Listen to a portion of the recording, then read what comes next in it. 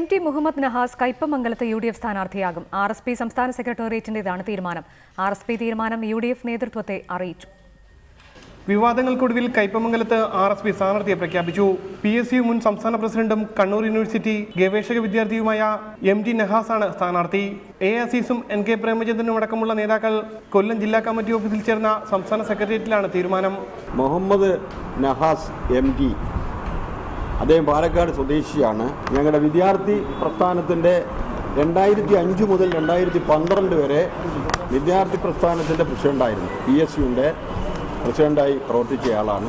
സ്ഥാനാർത്ഥിയാകുന്നതിൽ സന്തോഷമുണ്ടെന്നും മണ്ഡലത്തിൽ പ്രചാരണ പ്രവർത്തനങ്ങളുമായി അടുത്ത ദിവസം തന്നെ സജീവമാകുമെന്നും സ്ഥാനാർത്ഥി മുഹമ്മദ് നഹാസ് പറഞ്ഞു. ധീരമായ ഈ നിലപാടിൽ ഉത്സാഹത്തോടും ആത്മാർത്ഥതയോടും കൂടി ഏറ്റെടുക്കുകയാണ്. അതോടൊപ്പം എല്ലാവിധ നന്ദിയും അറിയിക്കുകയാണ്. സംസ്ഥാന സെക്രട്ടേറിയറ്റ് അംഗം ഇല്ലിക്കൽ അഗസ്റ്റിക്ക് വേണ്ടി പയ്യന്നൂർ സീറ്റ് ലഭിക്കാനായി RSP ശ്രമിച്ചിരുന്നെങ്കിലും കയ്പമംഗലം സീറ്റ് തിരിച്ചെടുക്കാനാകില്ല എന്ന് VM സുധീരൻ നിലപാടെടുക്കുകയായിരുന്നു.